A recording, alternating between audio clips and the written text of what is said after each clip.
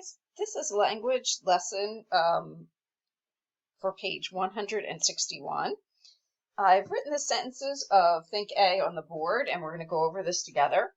Now, it's really important, guys, that you read all of the directions. They give us a lot of jobs to do here, and if you don't go through the directions one by one, you might miss something, and then you're going to not practice that thing and also maybe lose points. So let's go over what the directions say.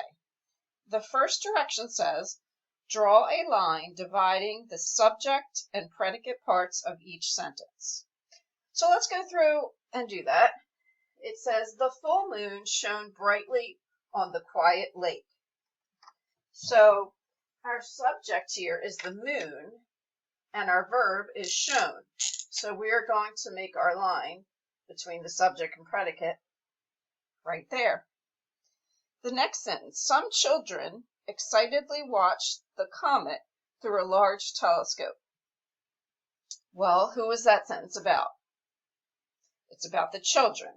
And what they do? Quietly watched. So look, you're going to put your line after children, before quietly. Number 3, that star is a dwarf star. Subject is that star, so our line goes there. Nolan's uncle often studies the constellations. Sentence is about Nolan's uncle, so we put the line right after uncle. Now Chris can see the Big Dipper clearly. We're going to put our line after Chris. So notice, sometimes we're going to have an adverb after the line that goes up and down. The first part of our predicate used to always be a verb, but now, since we've learned adverbs, they're going to throw some adverbs. So the way to remember this is you put that line separating right after the subject. So, for example, in this one, some children quietly watched. The sentence isn't about quietly, so we wouldn't put it after quietly. The sentence is about children, so we put it after children.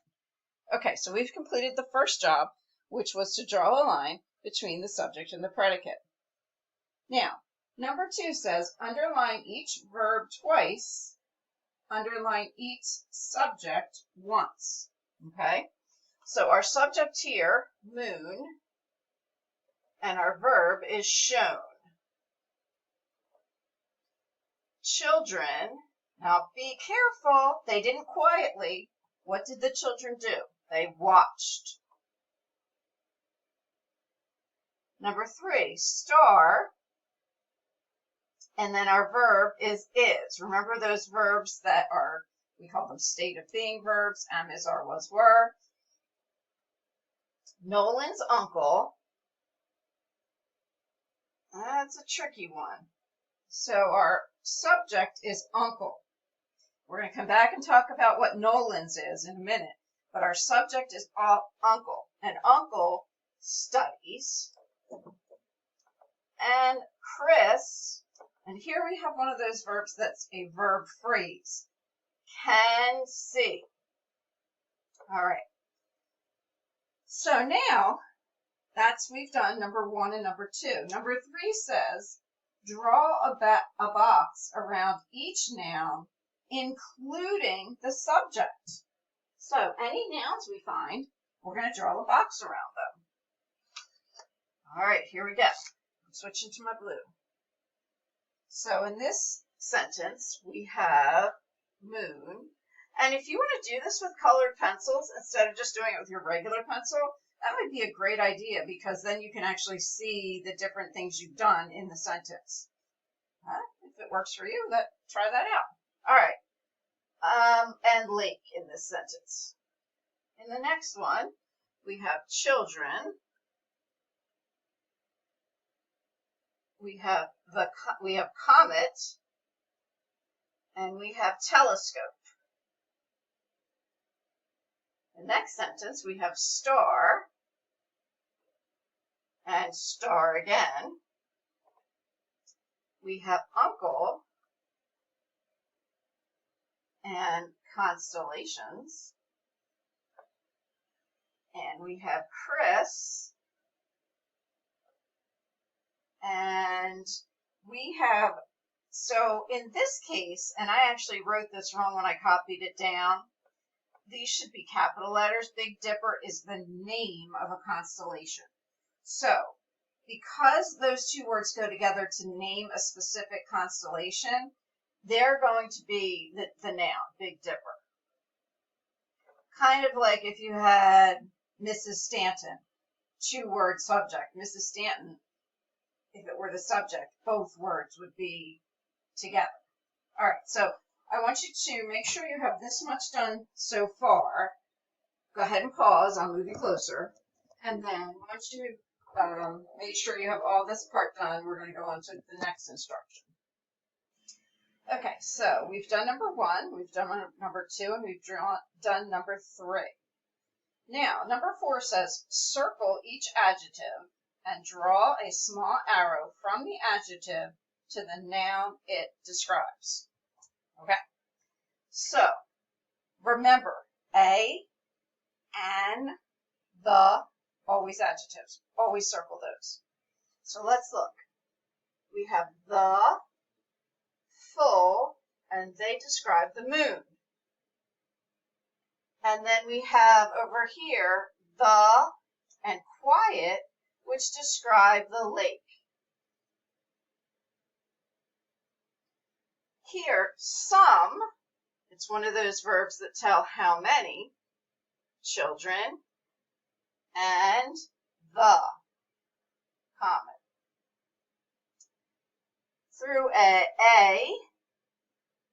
large telescope.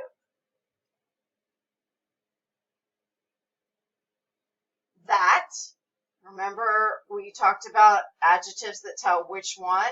That star is a dwarf star. Now you're going to notice that our adjectives are all coming before our nouns. That's the way it's going to work here in our 3rd grade work. All right. Nolan's uncle. Whose uncle? Nolan's uncle. That's why we just underlined uncle as the subject and not Nolan's uncle. Nolan's is an adjective. He studies the constellations. Now Chris can see the Big Dipper.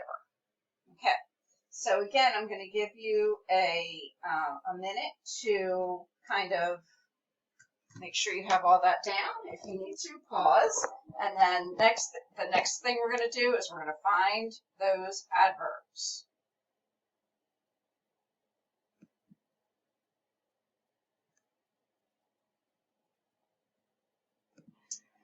Okay, so now we've done 1, 2, 3, and 4. We're going to do number 5. Circle each adverb and draw a small arrow from the adverb to the verb it describes.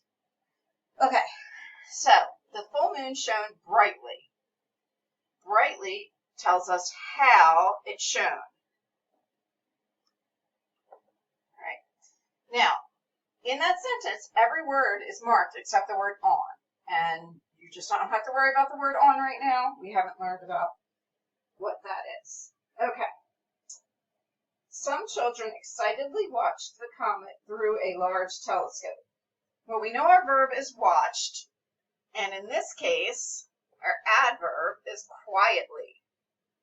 It tells how did they watch quietly. All right. And you'll notice everything is marked in that sentence except the word through. That star is a dwarf star. And there's no adverbs in that sentence. Nolan's uncle often studies the constellations.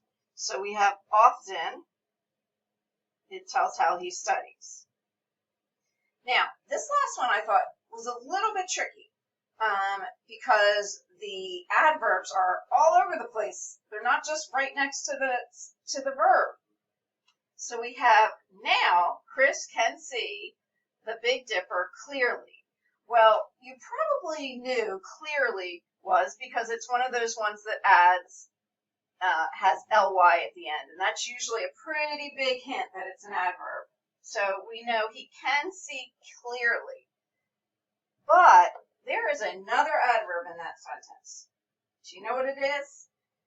It's the word now, because it tells when Chris can see.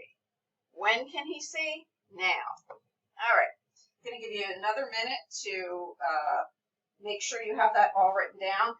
Why is it so important that you have it all written down correctly? Because then when you have to do it on your own, you can look back at the way we did it, and that'll help you, hopefully. So if you need to, pause the video, make sure your answers are all written down, and then we will go on to Think B.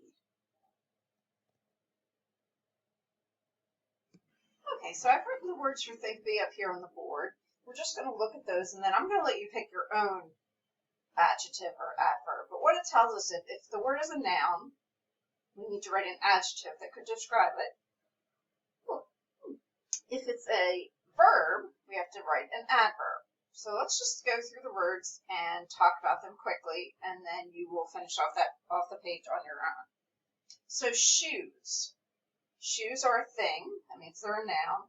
So you're going to give me a word that could describe shoes. Okay, sing. Something I can do, so it's a verb. Tell me how I sing. When I sing. Bicycle is a noun. Give me a word to describe the bicycle. Skip and talk are both verbs, things we can do. So you're going to give me an adverb to tell me how you're doing those things. And then goat is obviously a noun, and you're going to give me a word that could describe a goat. All right, so finish off that page, and I'll see you next time.